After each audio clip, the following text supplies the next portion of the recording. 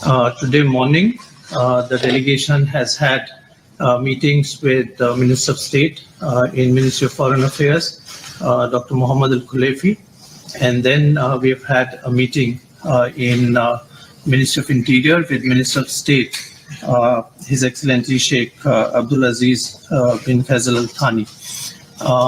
There have also been other engagements, including with some of our media friends, as well as with the academic community. And I think the leader of the delegation will brief you on the overall discussions that the delegation has had in these 2 days of their interactions here in Qatar. So I would hand over to Ma'am. Thank you.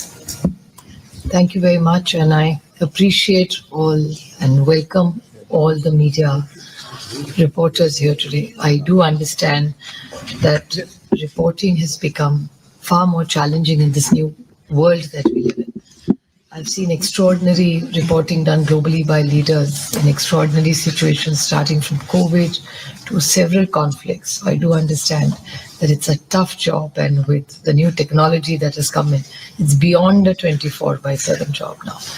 But I thank you all for making the time to meet us here this afternoon.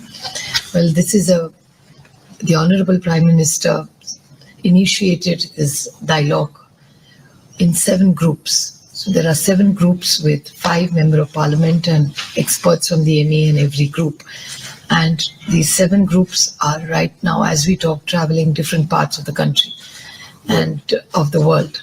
And what the whole idea is it's an outreach program of peace, of friendship, and what next for India and the globe. And we are all very committed to a peaceful world, a harmonious world, a green world. While India is very, very focused on this peace mission, we must put the facts on the table. And India has been hurt by an unprecedented attack on India's soul. It's the incidents that happened in Pahalgam, which has shaken every Indian, because they were innocent Indians who were on vacation and were shot most brutally in Pahalgam. And the follow-up, as you'll have all covered it.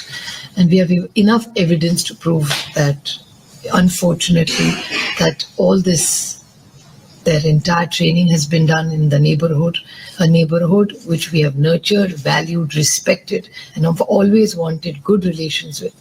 But unfortunately, these activities are connected to various non-state actors, but supported by, there's a group called the Resistant Front, the TRF, which is an outfit of the LAT, the Lashkar-e-Taiba. And there is enough evidence that we all know, and most of you have been kind enough to even cover it, that the Pakistan government has deep connections with all of them. So it's very unfortunate what India has been through in the last few weeks. And I think the world needs to know. And hence this outreach program globally we are doing, where we're meeting every government and putting the facts on the table. And after coming here in Doha, the MEA has done an extraordinarily well done job. We've had most wonderful meetings for the deep relationships and a commitment of trust that both the countries have had. We've had very, very good meetings, and they've committed that in the zero tolerance against terrorism, Qatar is committed to India in this fight. So we're looking forward to taking this relationship, which is already of trust and faith for decades together. And all my colleagues, they're mostly very, very experienced leaders. They have been ministers in Government of India. So it's a very, very learned, experienced delegation. And I would request each one of them to say a few words. And whoever would like to say a few words. You have been a former external affairs minister. Sure. And then Mr. Sharma. Very cordial, warm, and meaningful. We, as mentioned earlier, just now, see this delegation is meant to apprise and create a global opinion against terrorism in all its forms and manifestations. terrorism is a global phenomenon, but I would like to differentiate the terrorism that India is subjected to from the terrorism that is there in other parts of the world. In the sense that India is subjected to a terrorism which is supported, financed by a state. And there is a cross-border terrorism that is emanating from our neighbor. And after the 22nd incident, the world was expecting that those who are trying to spread this and trying to provide training would take the required action to see that such things don't repeat. But unfortunately, that didn't happen. That's the reason why India had to resort to some countermeasures, which was a measured, which was non-escalatory.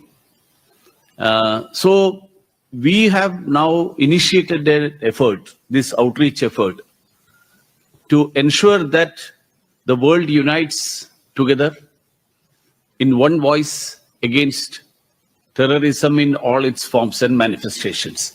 And we feel that we have been able to convey this message to the Qatari leadership and the civil society leaders, and the most prominent people in the civil society of Qatar. We hope that this effort will be fruitful, and in the coming days, the voice against terrorism will get strengthened due to this effort. Thank you, sir. Tell us your name and the newspaper or the channel you represent. Thank you. I'm Muridke. As we heard from His Excellency the Ambassador that you had a very busy schedule in Doha. Will you please evaluate your this visit to We have the list. Well, we've had 4 or 5 most important meetings, and yeah, we'll give you the entire details, but we'll give you a formal press release. We've been, of course, through the Parliament, which we met a lot of members of Parliament there at the Shura Council. Today we had meetings at the ministry level, at the External Affairs, which is very, very reassuring to us. And we are hopeful that we could take this dialogue further. The government has been extraordinarily hospitable, and in all the meetings, they were very, very reassuring, and they have committed to us that they are also with India on the zero tolerance against any terrorism. The question is, the tense between India and Pakistan is historically deep-rooted. But what exactly would you like to know? is it always between Pakistan and India, or something has another dimension? Well, it's a bilateral dimension. With clarity, we would like to convey to you that this is not the first time that India has been targeted by a terrorist attack from across the border. In the last few decades, there have been many shocking instances. India's parliament was attacked in the year 2000. We had the Chitty Singhpura massacre, where 6 were targeted. They were singled out and killed. We had attacks in Uri, Udhampur, Poonch, but a big attack on 26/11/2008, in which the citizens of the world were killed. 167 to be precise, many nationalities, and the world saw that.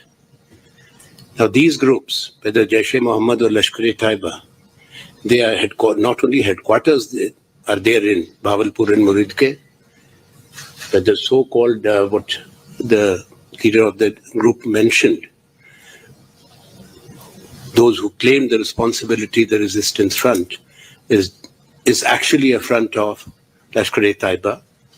is so well documented who these people are. These two organizations which I mentioned are UN proscribed, UN designated terrorist groups. And that has to be registered. Now, Pakistan is deep state, is ISI and military to be precise. Pakistan is a sham of a democracy, I'm sorry to say. It's run by its military and the ISI. They not only train, fund, arm, but shelter and protect these terrorist organizations, which is reprehensible. Even after India was forced to take action after the outrageous and dastardly attack in Pahalgam, which killed 26 of our innocent people, it's not a question of number. Over the years, if you see, the number runs into thousands. And they're defenseless, harmless, vulnerable, simple citizens of the country who have been killed.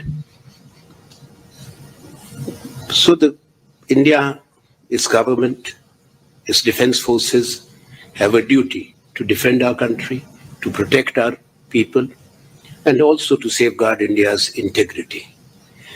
So the action has been restrained, proportionate, calibrated. It was only to target the headquarters of terror organizations. Those terrorists who got killed, or those who were there in the headquarters, they were given a national funeral by the Pakistani army. Their coffins were taken, draped in the Pakistani national flag.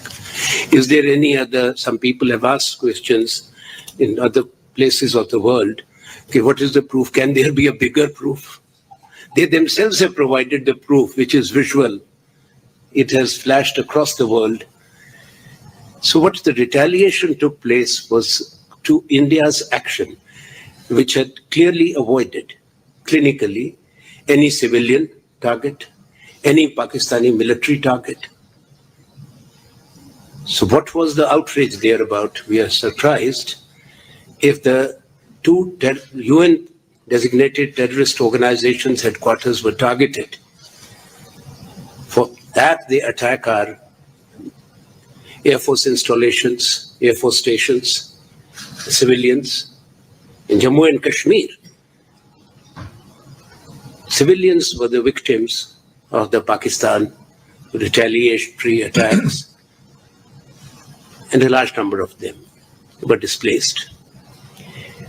We have come here to explain our position. It's a global outreach of India to inform the public opinion, sensitize the people about the seriousness of the situation as it prevails.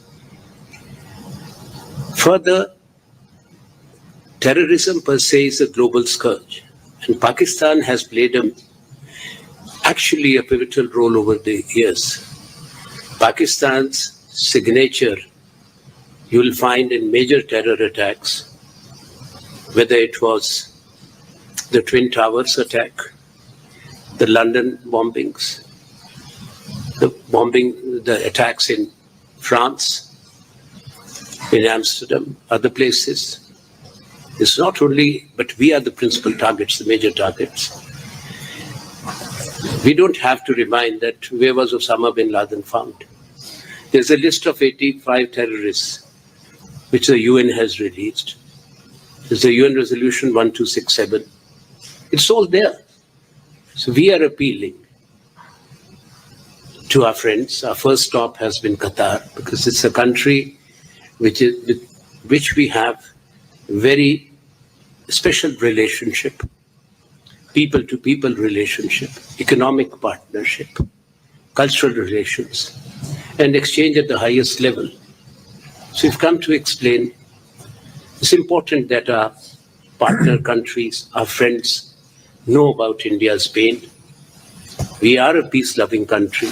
As the world knows, India is a multilingual, multi-ethnic, multi-religious country, and a country which has always tried to foster bonds of trust and friendship across the world.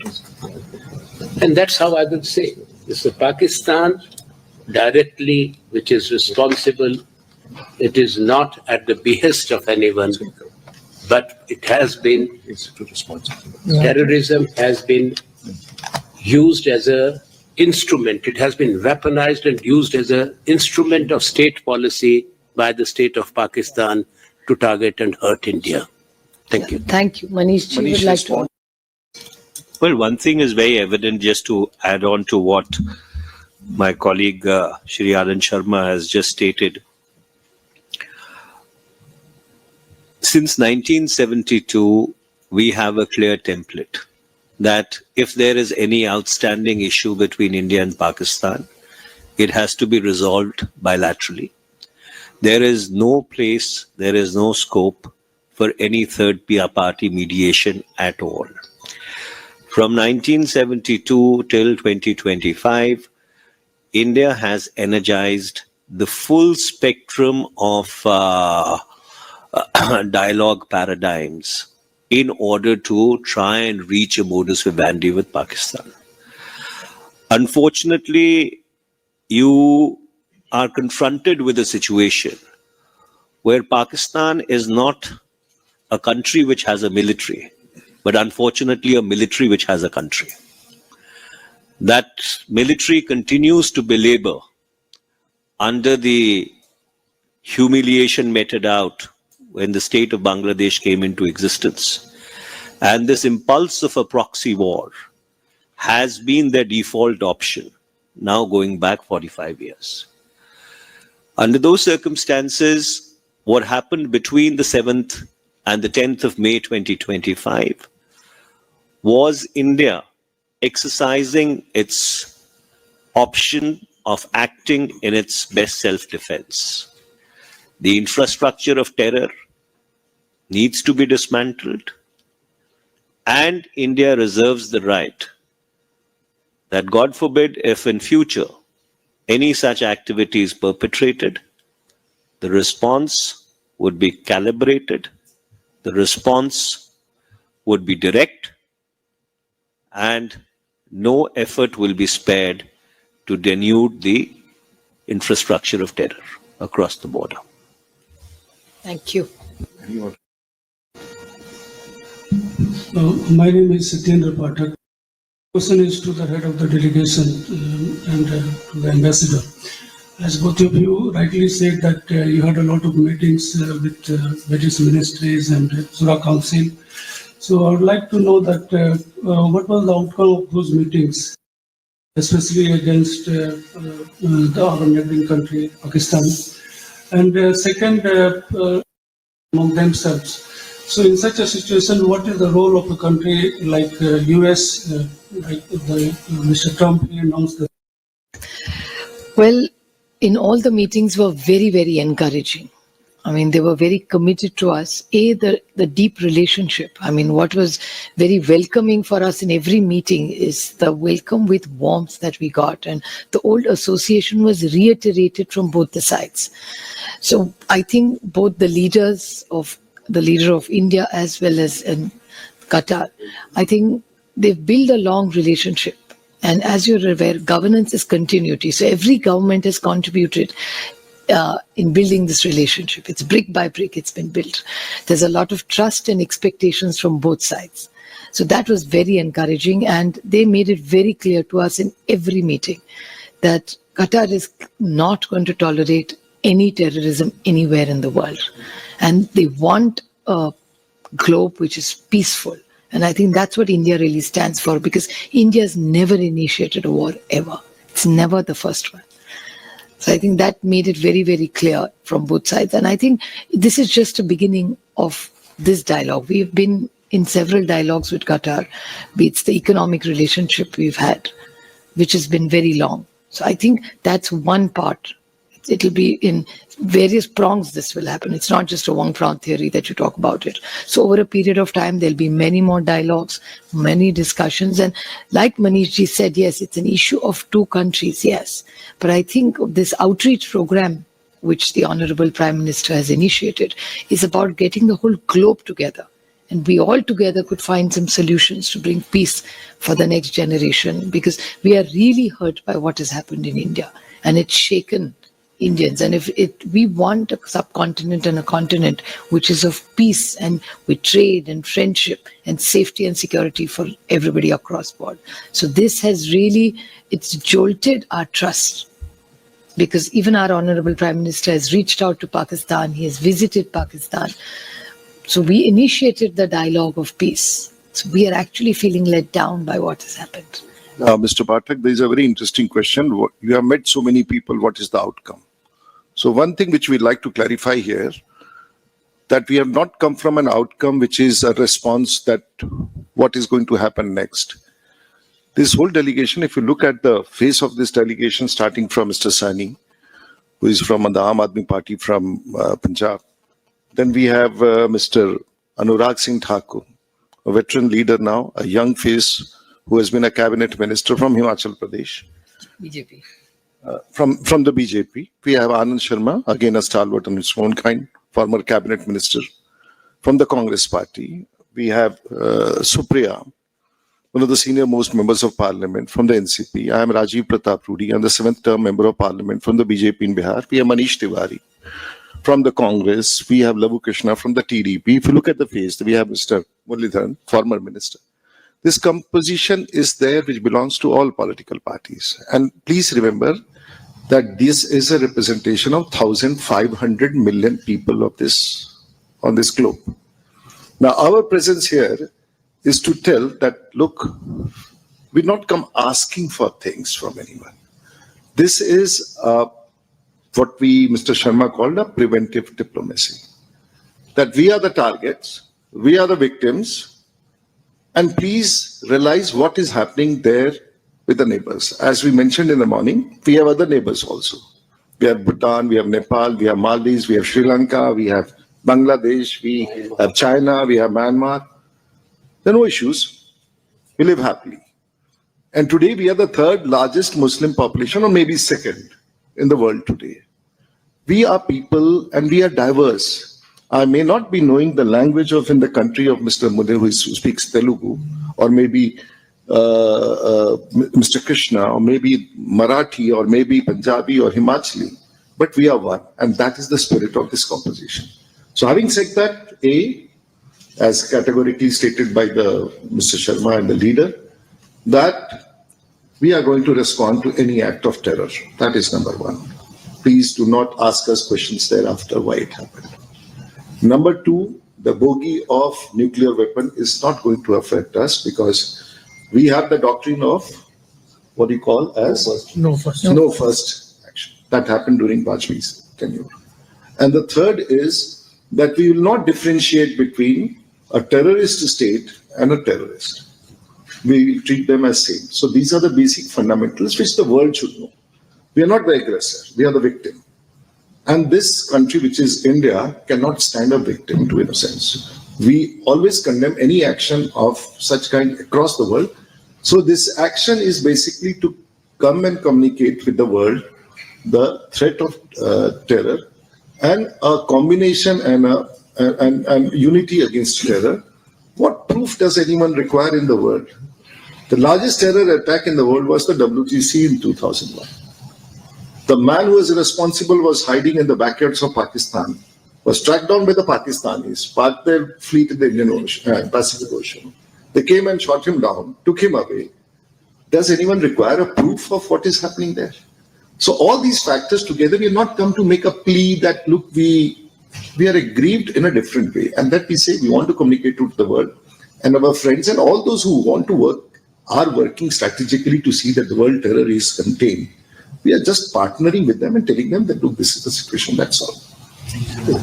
One thing I want to clarify, it's important, the second part of your question about President Trump's claim and the ceasefire. Government of India has made it very clear that there is no third-party intervention in brokering a ceasefire. Yes, friends from across the world, big nations, small nations, including Qatar, were urging de-escalation, which was a situation aggravated by Pakistan, not escalated by India. India never went up the escalatory ladder. We only responded when there were big attacks on our Air Force bases and on military installations. Secondly, it's on record. It was the DGMO of Pakistan who had made a request after Pakistani's attack on the 10th morning and India's retaliation, which led to massive damage to their major airports deep inside, which are still have no time today. They requested for a ceasefire and a call with the India's DGMO. The two Director Generals of Military Operations spoke together and agreed for a ceasefire. So we are absolutely clear, as my colleague Manish Tiwari has said, Rudy ji has said, Supriya Sule ji, it is bilateral between India and Pakistan since the Simla Accord was signed in 1972. There is no question of any internationalization or third-party mediation. This is the exact sequence which led to the ceasefire. Any more questions from the other side, please? Yeah, please go. How much time do we have? How much time? Till 1:50. We have enough time. He's saying we have enough time. Hi, my name is Abdul Karim. My question regards the diplomatic channel and the mediation. Definitely, the delegation countries like Qatar can help to reduce the tension between Pakistan communication currently to reduce the tension. Look, as my colleagues have very clearly articulated,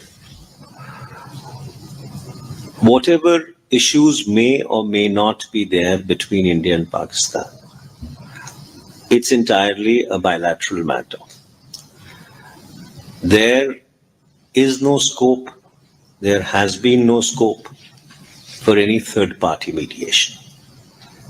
And let us very clearly understand that the word mediation carries with it a certain structured legal connotation.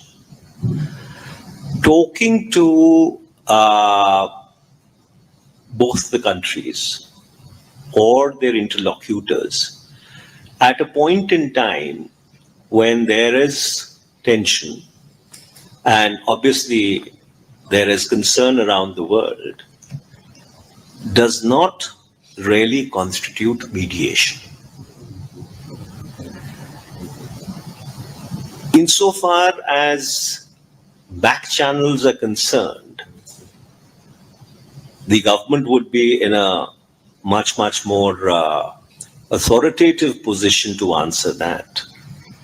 But to the best of my knowledge and information, there are no back channels. The only channel which was used was the two DGMOs talking to each other. And as my colleague Mr. Sharma, while enunciating the timeline, very clearly indicated, the call was made by the Director General of Military Operations of Pakistan at 12 in the afternoon of the 10th of May. There was a conversation around 3 p.m. and the modus vivendi which was arrived at to commence at 5 p.m. in the evening was done bilaterally. Can I add? Please. Because you would say been very proactive in engaging with Pakistan, and I'm witness right from 1999, the former Prime Minister of India, Atal Bihari Vajpayee, took a friendship delegation. There was the Lahore Declaration, and the ink had not dried on that declaration that after 1 month there was a Kargil attack.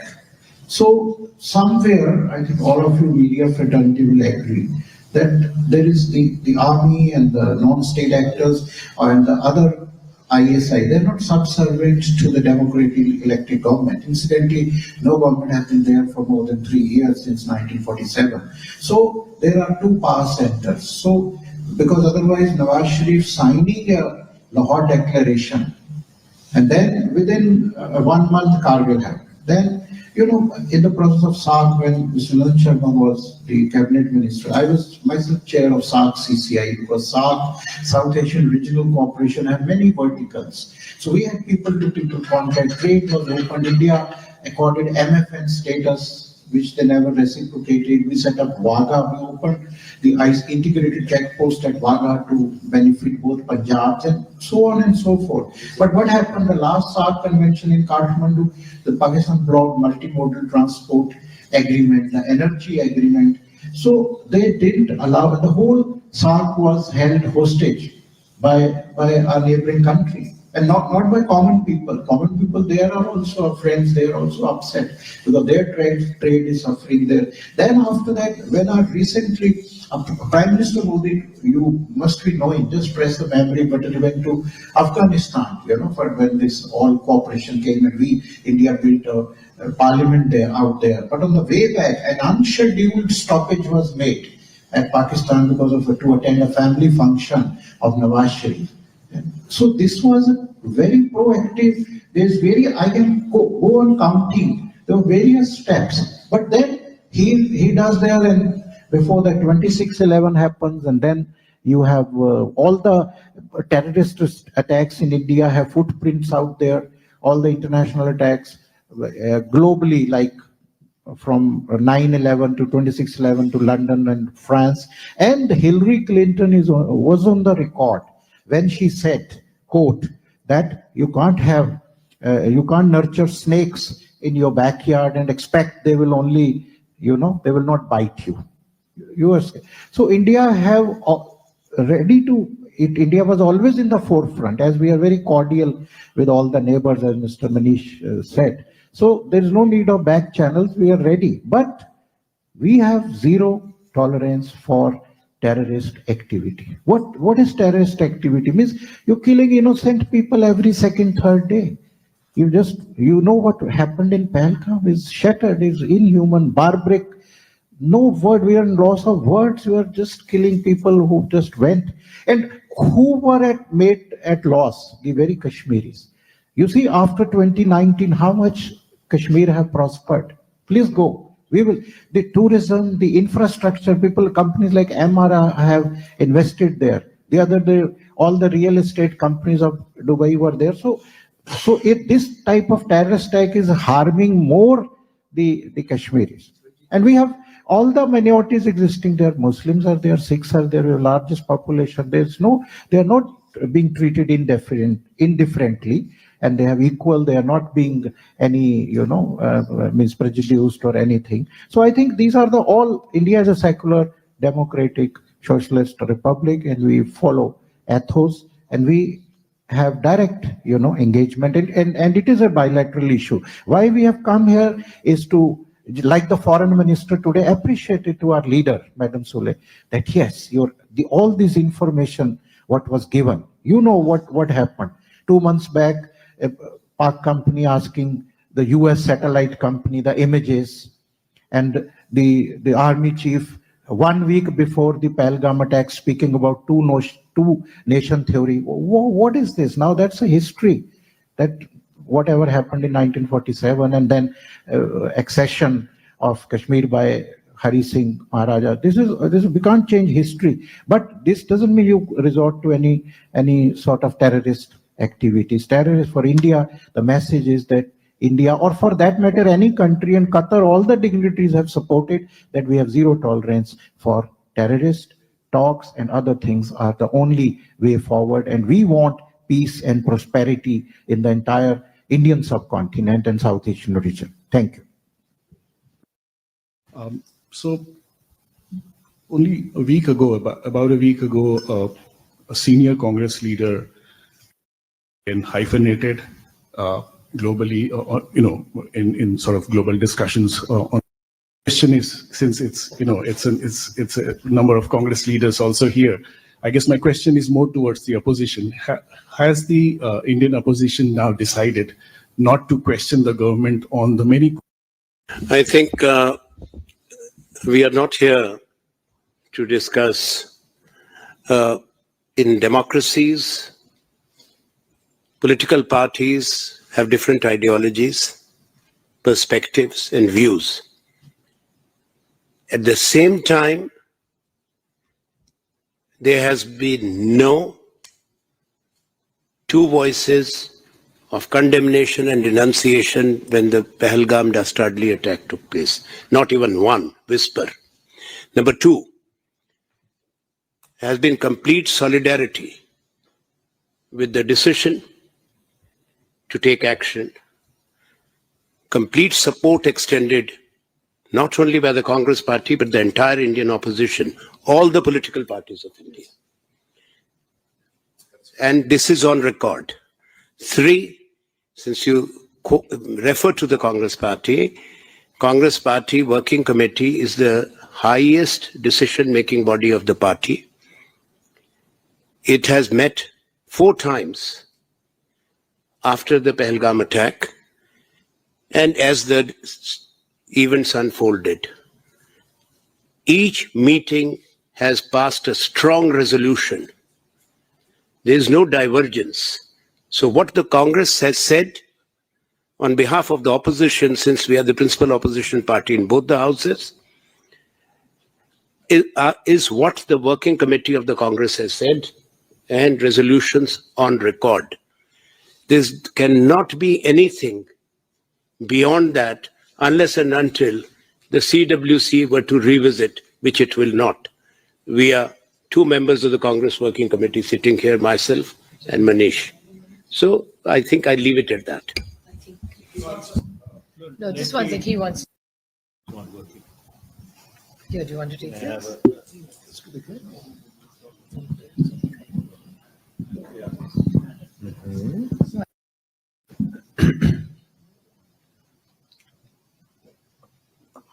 I think there has to be absolute clarity that in a vibrant democracy, as India is, there are shades of opinion which are articulated by both the government and the opposition and various other parties who may be with the government but are regional parties in their own right. And this is the natural logic of democracy. But one thing cannot be missed, and that's the overarching objective of this delegation. That for the past 45 years, India has been subjected to repeated, unremitting attacks by a terror infrastructure nurtured by the Pakistani state. So therefore, the objective of this outreach effort is to build an international consensus once again against terror and the sources of terror. Pakistan unfortunately figures as the prima donna of states that are directly complicit in the export of terror and creating instability in the neighborhood. So therefore, our objective is absolutely clear. It is to expose the terror instrumentalities in Pakistan, which are nurtured, protected, resourced, trained, financed, sent across the border by Pakistan, and our resolve that this needs to completely come to an end. This is a dastardly, terror act, but this is all roaming. Is a place of tourist place. But is there any lapse in security? How people are carrying guns and moving in place where frequented by tourists? I mean, is there any lapse in security?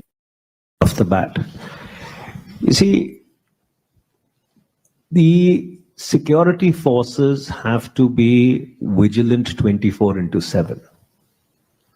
A terrorist has to just get lucky once.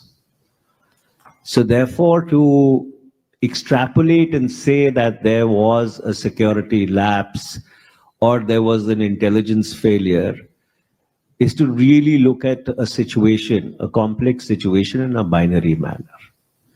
When you are confronted with an adversary who is looking for a moment when he can carry out his dastardly act, at times he ends up getting lucky. So therefore, what happened in Pahalgam was a conscious effort by these semi-state actors based in Pakistan to perpetrate mayhem on innocent and completely helpless people who were there just to enjoy their vacations. And to say that we did not, India did not provide 24/7 security at every place around the country, for the lack of a better word, is really a very simplistic understanding of the challenges and the dynamics of internal security. Very much everyone from our media friends to come for this media briefing. We have a very distinguished parliamentary delegation which has come from India, and I think all of you are aware of the purpose for which the delegation has come. I would just like to start by setting the rules for the media briefing. The leader of the delegation will make her initial remarks. Other members of the delegation can also speak to them after that. Just to start for the delegation arrived and had a meeting in the Shura Council, which was hosted by Deputy Speaker Dr. Hamdal Suleti, the Deputy Speaker of Shura Council. Today morning, the delegation has had meetings with the Minister of State in Ministry of Foreign Affairs, Dr. Mohammad Al-Khulaifi, and then we have had a meeting in Ministry of Interior with Minister of State, His Excellency Sheikh Abdul Aziz bin Faisal Al Thani. There have also been other engagements, including with some of our media friends, as well as with the academic community. And I think the leader of the delegation will brief you on the overall discussions that the delegation has had in these 2 days of their interactions here in Qatar. So I would hand over to Ma'am. Thank you very much, and I appreciate all and welcome all the media reporters here today. I do understand that reporting has become far more challenging in this new world that we live in. I've seen extraordinary reporting done globally by leaders in extraordinary situations, starting from COVID to several conflicts. So I do understand that it's a tough job, and with the new technology that has come in, it's beyond a 24/7 job now. But I thank you all for making the time to meet us here this afternoon. Well, this is the Honorable Prime Minister initiated this dialogue in 7 groups. So there are 7 groups with 5 members of parliament and experts from the ME in every group. And these 7 groups are right now, as we talk, traveling different parts of the country and of the world. And what the whole idea is it's an outreach program of peace, of friendship, and what next for India and the globe. And we are all very committed to a peaceful world, a harmonious world, a green world. While India is very, very focused on this peace mission, we must put the facts on the table. And India has been hurt by an unprecedented attack on India's soul. It's the incidents that happened in Pahalgam, which has shaken every Indian, because these were innocent Indians who were on vacation and were shot most brutally in Pahalgam. And the follow-up, as you'll have all covered it. And we have enough evidence to prove that, unfortunately, that all this Their entire training has been done in the neighborhood, a neighborhood which we have nurtured, valued, respected, and have always wanted good relations with. But unfortunately, these activities are connected to various non-state actors, but supported by, there's a group called the Resistant Front, the TRF, which is an outfit of the LET, the Lashkar-e-Taiba. And there is enough evidence that we all know, and most of you have been kind enough to even cover it, that the Pakistan government has deep connections with all of them. So it's very unfortunate what India has been through in the last few weeks, and I think the world needs to know. And hence this outreach program globally we are doing, where we're meeting every government and putting the facts on the table. And after coming here in Doha, the MEA has done an extraordinarily well done job. We've had most wonderful meetings